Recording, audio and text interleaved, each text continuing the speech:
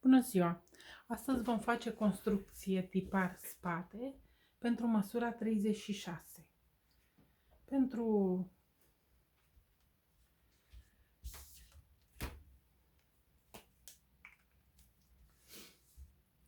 lungimea spatelui, la o înălțime de 1,68,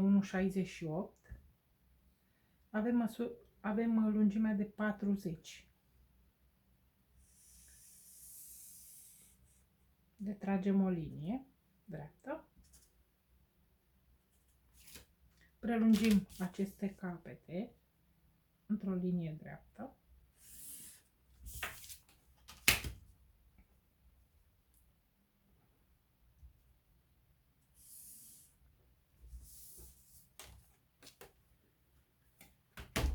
Pentru a marca linia bustului, împărțim lungimea spatelui la 2 plus 1 cm, aplicând de sus. Și avem 40 împărțit la 2 plus 1 cm, vine 21. Prelungim cu o linie și am obținut așa: linia taliei,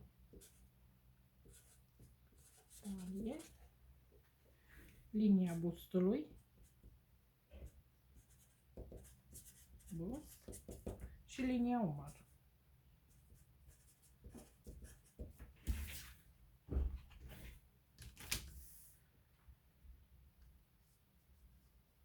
Lățimea spatelui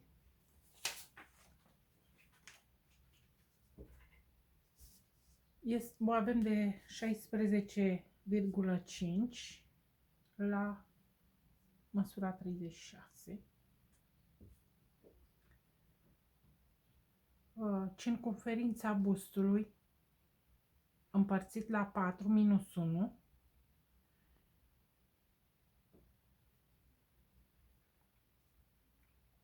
numai pentru spate minus 1, și avem 20,5.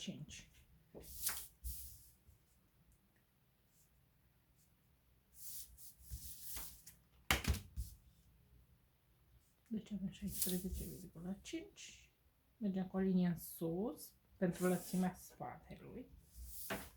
La linia taliei împărțim la 4, 68 împărțit la 4, 17 plus 2,5 pe valoarea pensei.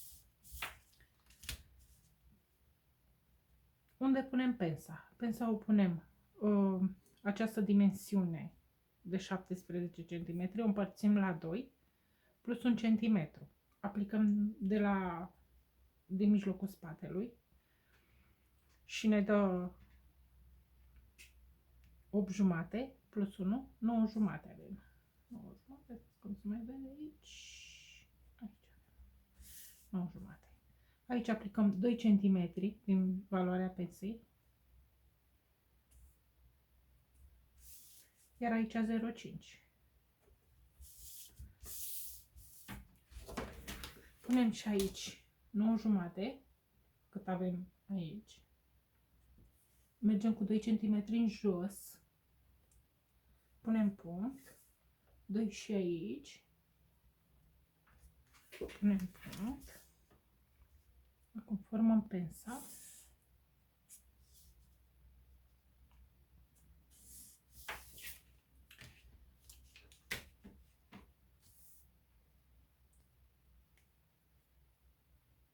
Punem și aceste două puncte. Ce facem la umăr?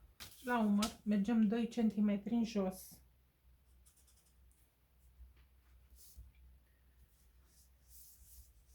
Lățimea răscurăiturii gâtului este circumferință bust împărțit la 10 minus 1 jumate. Și avem 6 împărțit la 10 e 1,6 minus 1,5, avem 7 cm. Așa. Aici, de la acești 7 cm, mergem 1 cm în sus,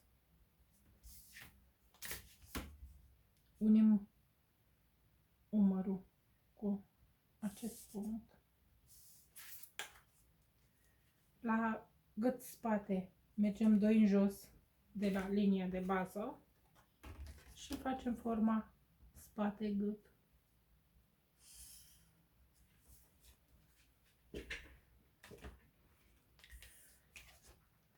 Aici mergem 0,5 de la linia de bază.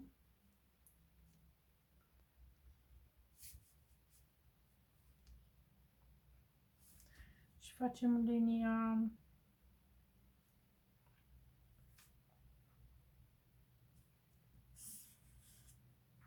răscurăiturii mânecii spate.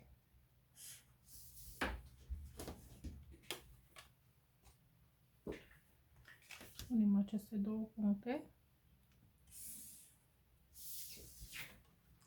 Și acesta este spatele pentru măsura 36.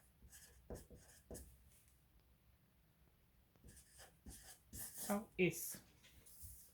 Pentru rezerve, rezervele se adaugă 1 cm pe toate laturile.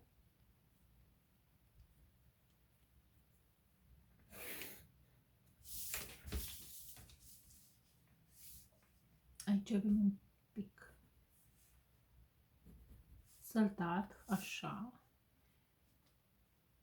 Venim așa.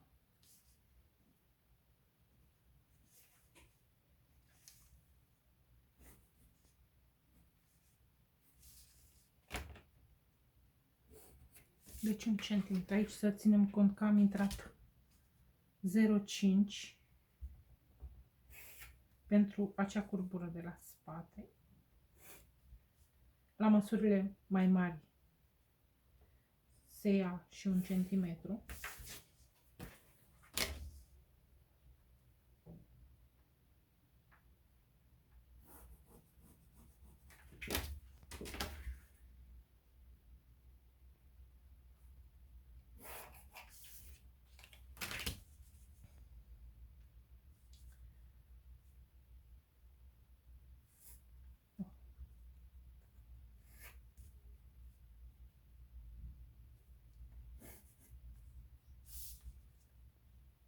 Centimetru.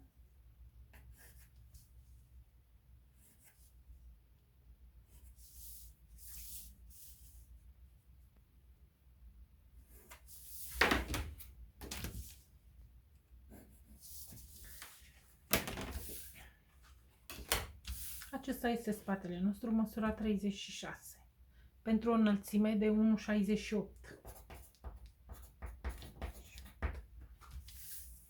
Vă mulțumesc!